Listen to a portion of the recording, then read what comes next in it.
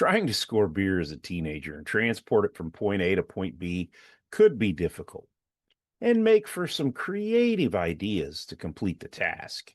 But I never thought I'd get a gun pulled on me in the process. That's the tale I'm telling this week from when Reedy, one of our buddies, and I left Gillespie Lake to attend a keg party and then smuggle contraband beer back to the lake to enjoy a few drinks in seclusion. From concocting the scheme for our return with some odd ingenuity, finding passage back across the lake, some drunken encounters, and almost being shot by an angry old man, we faced a lot of obstacles. So, did we make it back and get to drink beer? Or did we fail miserably? Or worse yet, did we get shot?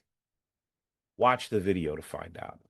I'm Bill Roseberry. Welcome to my channel, Bill Roseberry Stories, and enjoy this original feature serving up an authentic narrative with heavy doses of Gen X nostalgia, which we do on the regular. As I splashed around in the water near the shore of the cabin on Gillespie Lake, I was stoked. As a 17-year-old who had just crossed the high school graduation stage, getting invited to a keg party felt like a red carpet event. Reedy, Wilson, and I were about to step into the big leagues. Reedy had recently taken a job delivering pizzas at the Alton Pizza Hut, where he'd befriended a guy named Adam. The dude was cool as hell, always owning the best stuff, cool cars, and badass stereo systems. Adam had invited us to his place in Brighton for a kegger. Even though we were staying at the lake for the weekend, completely devoid of adult supervision, we figured we could tear ourselves away from the water long enough to partake in some quality malt and hops. As the certified brainiac of our operation, Wilson had concocted an ingenious, borderline illegal plan to transport contraband beer back to the cabin. I had brought my 3 giant Super Soaker water guns with me, and Wilson realized they were the perfect vessels for our triumphant bootlegging return. Bart and his friend Easton decided to stay at the lake and fish, but were aligned with the Super Soaker smuggling plot. "Come on, dude! Get out of the water and get ready!" Reedy barked from the bank. "I told Adam we'd be there by 7, and I know you ain't getting your wet ass in your precious Mustang." He was right. We were taking my Bright Canyon Red 1982 Mustang GT to the party. I was desperately trying to log as much quality time with it as possible before forcing myself to part with it later that summer. As a graduation gift, my parents had bought me a remarkably clean gray 1986 Ford Ranger. I'm pretty sure my mom figured a truck would keep me from racing around like a lunatic. As I finished toweling off and tugging on some dry clothes in the cabin, I could hear Wilson talking to Bart outside. "When we get back, I'll have Bill drive to the edge of the lake, and we'll call for you. Make sure you're here, awake, and don't have music blaring. We're going to shoot to be back here by midnight, okay?" Wilson said sternly. Yeah, I got you guys. We're just going to be fishing. We'll pick you up," Bart assured. Through the window, I watched Wilson glare at him. He was visibly sweating the details, utterly convinced Bart would drop the ball. Without Bart, we were effectively stranded. The lot sat on the last cove of the lake, while the boat launch was clear on the other side. There was a small dock that Wilson was referencing fairly close to the lot, but we would have to yell over to Bart and Easton to meet us on the other side of the lake where we could park the car. It was very convoluted and entirely dependent on the reliability of 2 teenage fishermen. Our only leverage was our frothy cargo.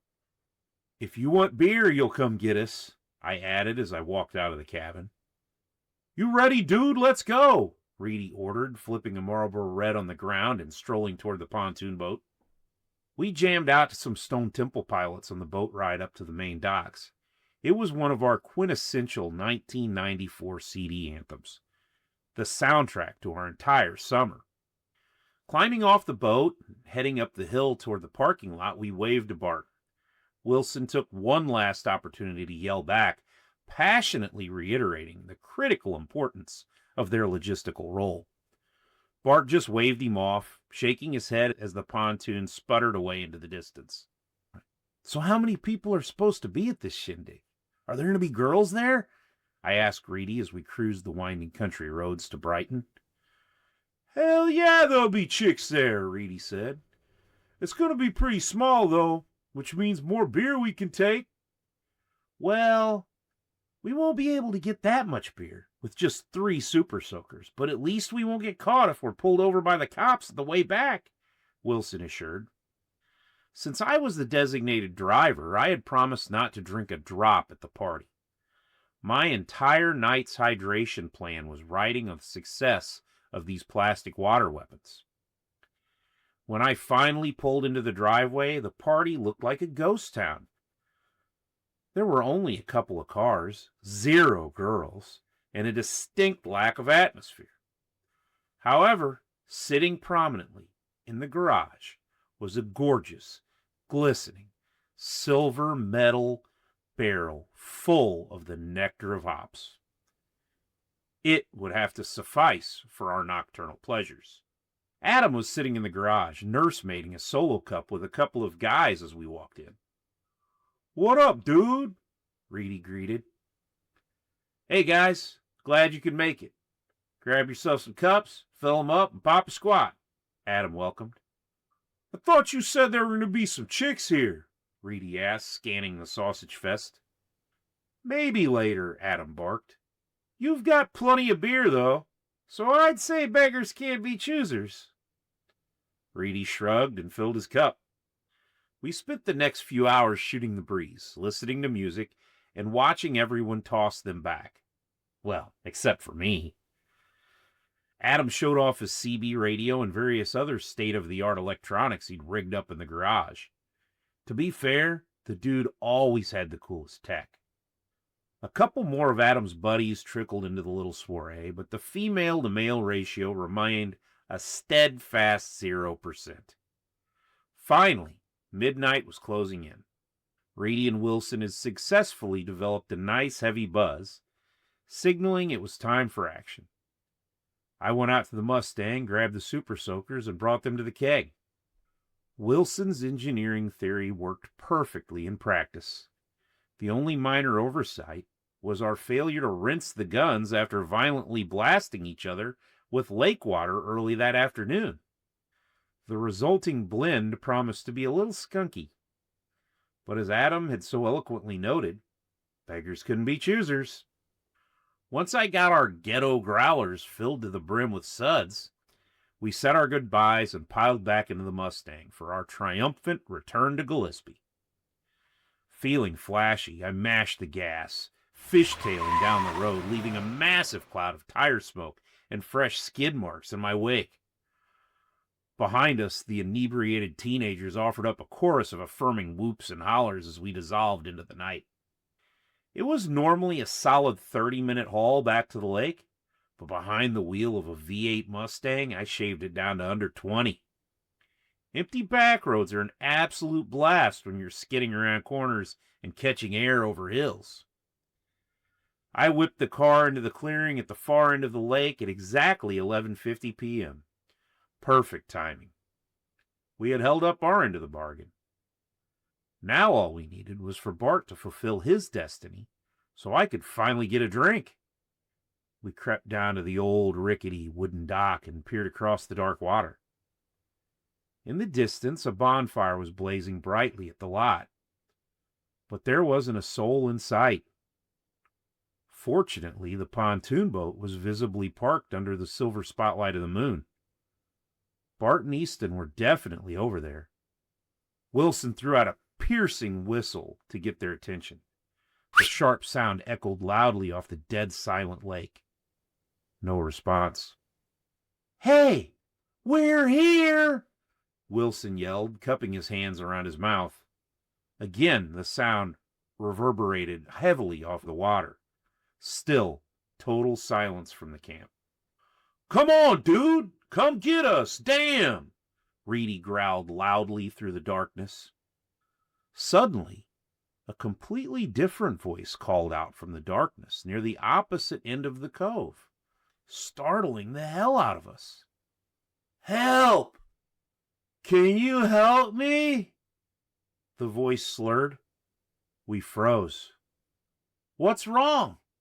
Wilson yelled in response. I can't find my little red pony, the profoundly intoxicated stranger replied. The sheer absurdity of the exchange hit us all at once, and the three of us erupted into loud, uncontrollable laughter. Wilson opened his mouth to holler something back to the ponyless drunk, but he was instantly cut off by a booming, furious voice exploding from the dark house right next to our parking spot. Shut up! An older, incredibly perturbed man screamed. Without a shred of hesitation or self-preservation, Wilson yelled right back at the dark window. You shut up! We burst out laughing again, but the humor vanished a second later when a loud torrent of cursing and crashing noises erupted from inside the house. It sounded exactly like the father from A Christmas Story, losing his mind in the basement. Then the terrifyingly distinct pump, pump, pump of a high-powered air rifle echoed from the porch. It was immediately obvious this wasn't a standard Red Ryder, and this guy wanted to do a lot more than just shoot our eyes out. Laughter turned into pure panic. We hauled ass up the hill to the Mustang, jumped in, and I fishtailed out of there through the gravel before we could get a pellet embedded in our skulls. Man, I'm going to kill these dudes when we get back over to the cabin, Reedy snapped as I sped back to the main loading dock. If we can get to the cabin tonight, Wilson retorted grimly, we might have to spend the night in the damn car. Hey, at least we've got some beer, I offered, trying to inject some positive reinforcement into the crisis.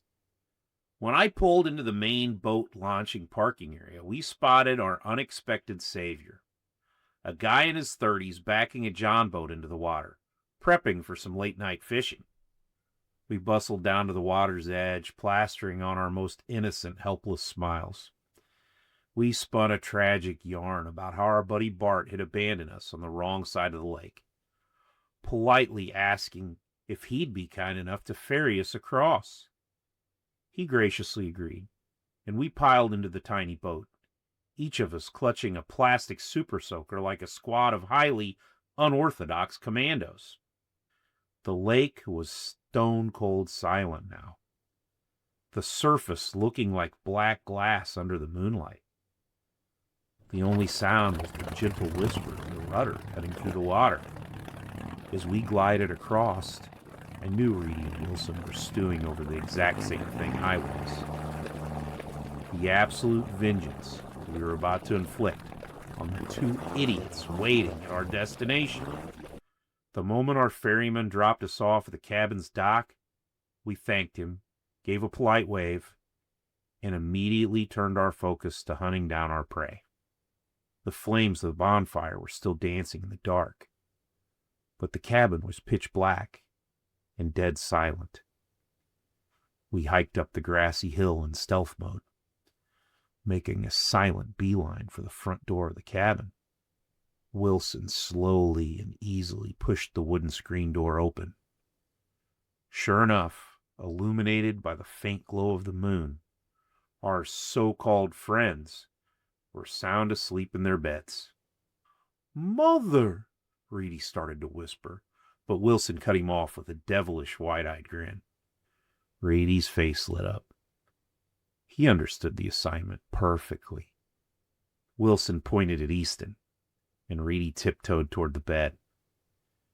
With Easton lying flat on his back, Reedy deployed his enormous hand, clamping it tightly over Easton's nose and mouth, squeezing hard.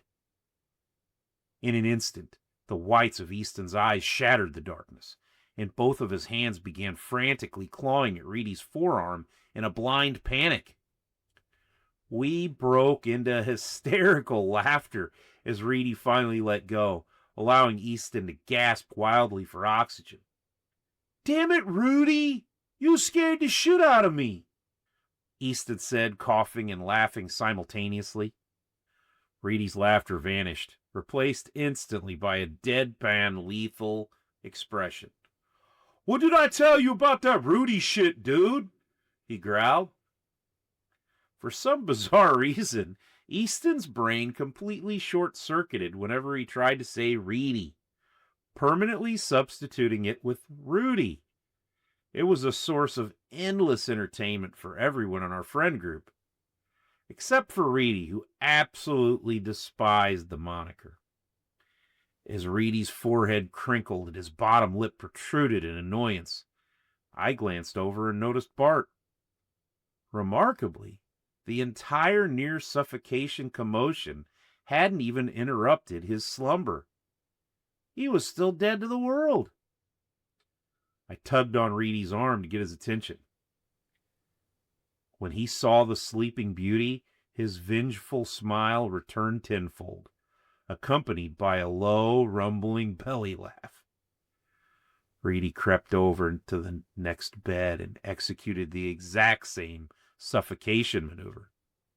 Given that Bart was our failed boat captain, Reedy clearly squeezed a little harder this time. Bart's eyes snapped open in sheer terror, his hand trembling mightily as it gripped Reedy's wrist, entirely convinced his life was ending. Reedy began roaring with laughter, and Wilson, Easton, and I joined right in. When Reedy finally removed his giant mitt from Bart's face, our friend, still nestled snugly in his sleeping bag, wrapped up tight like a mummy, was not nearly as amused as the rest of us. Damn it, Reedy, you son of a bitch! Bart barked, desperately trying to gather his scattered faculties. Well, if you would have come and picked us up like you were supposed to, I wouldn't have been able to do that shit, Reedy stated plainly, shooting a stern, victorious glare at him. Recognizing the escalating tension, I stepped in, my arms fully loaded with plastic weaponry to cut through the hostility. If you want some beer, meet me outside, I coaxed. Naturally, everyone moved remarkably fast after that. We spent the next couple of hours crowded around the glowing embers of the bonfire, pumping our plastic guns and squirting warm, lake water diluted keg beer directly into our welcoming mouths, and loving every minute of it. There's nowhere in hell I'd drink warm, skunky beer out of a water gun now. But there's no limit to your depravity in your youth. I am really surprised Reedy drank it, though. Hey, at least we survived, didn't get arrested, or shot. Now I want to hear from you. What crazy things did you do to break the rules when you were young?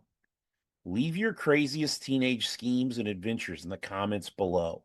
Smash that like button, hit subscribe, and make sure you're back here next week for more original content. And if you enjoy the crazy stories of Reedy, now you can grab them in a nostalgic, glossy magazine that looks like it came straight off a store shelf in the 90s. The Reedy Chronicles Volume 1 is a magazine of 5 Gen X short stories with extra behind-the-scenes content and bonus articles about friendship and my writing career. Click the link in the description below to get your copy today. And don't miss out on the Reedy Chronicles Volume 1. And hey, Volume 2 will be launching soon. And I'll see you next week with another original narrative feature right here at Bill Roseberry Stories.